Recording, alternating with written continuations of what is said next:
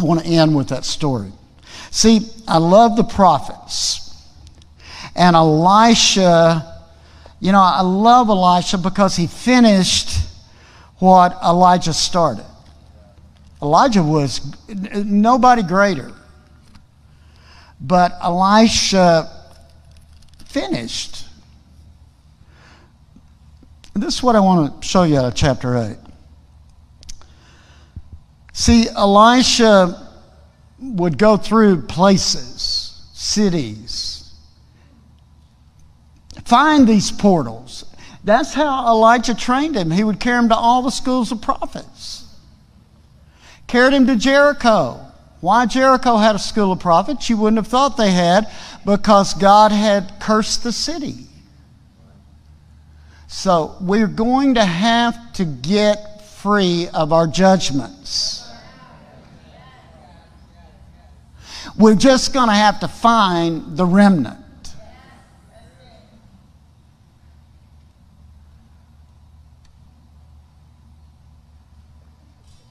The second miracle Elisha did was lift the curse off of Jericho, and God had put the curse on Jericho. So let me tell you something about God. There comes a time where he says, I'm tired of that curse working down there. I'm going to show you something to do and break it. This is where we're really headed. And he said, Elijah said to this woman, and this woman was a rich woman. The Shunammite woman was rich, and she had built him a house. And he had blessed her. He had prayed over her. She was barren. She got pregnant. I mean, they had a long relationship.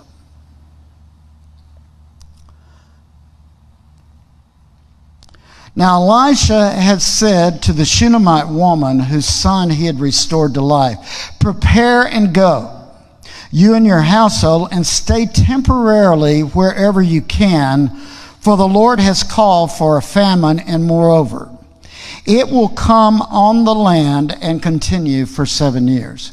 The next 7 years will be intense. Elisha said it. But so am I. And yet, you want to know where you have relationship because you want to be able to hear how to move. So the woman set out and did everything in accordance with the word of the man of God. She and her household went. He had raised her son from the dead. She and her household went, stayed temporarily as foreigners in the land of the Philistines, their worst enemy, for 7 years. Now, I want to say to us, in these next 7 years, you're going to have to go where you're sent. But you're going to have to know who's sending you. And you're going to have to know how your relationship has developed through a portal like this. At the end of the 7 years, the woman returned. That's something else. We're going to know when God says that thing's over, move. See, warfare has a time frame. It ain't going to just settle down on you. You're just going to keep moving through it until all of a sudden you're on top of it. And so that 7-year period ended, and she went back to the king, the justice system, to appeal for her land and her house. And the king was talking to Gehazi, Elisha's servant. And the king started asking Elisha's servants, tell me some of the things that really has happened at Santa Rosa Beach. I've heard about it.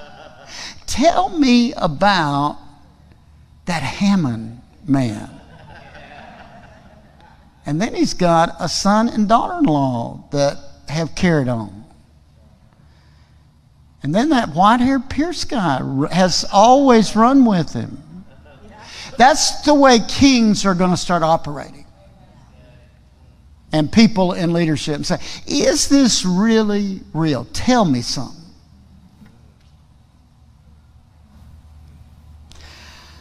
And Gehazi said, well, I'm going to grab the biggest thing I know of. And he started telling him, the king, how Elisha raised this woman at one time, this rich woman who couldn't have a child, had a child, the child died, and Elisha raised him from the dead.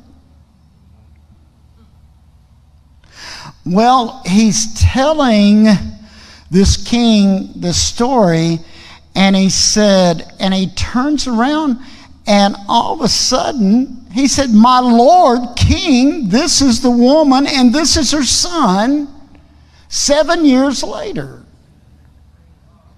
And Elisha restored this boy from death.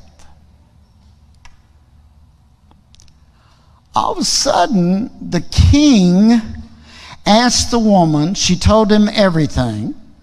Now, I want to stop there and say, you better have your testimony ready. Every test you've gone through, all the way from almost dying to craving blackberry cobbler,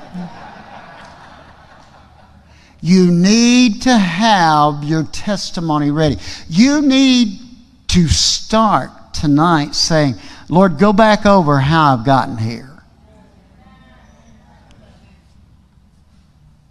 Go back over those things you've said to me. And she told him everything. And the king appointed for her an official. Now, this is how this thing's going to work out for us.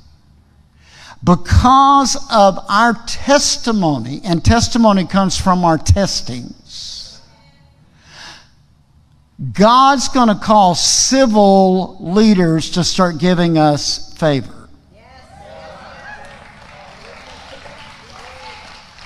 And you don't have to care whether they're Republican or Democrat, because that right there will wear you down. Because Yeshua said to all of us, beware of the Herodians, beware of the Pharisees.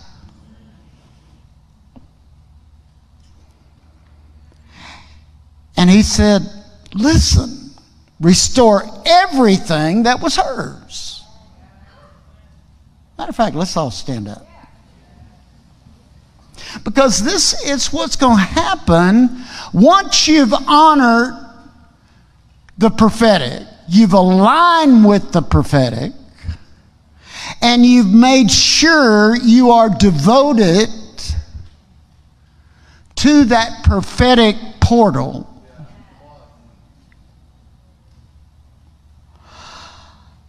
He said,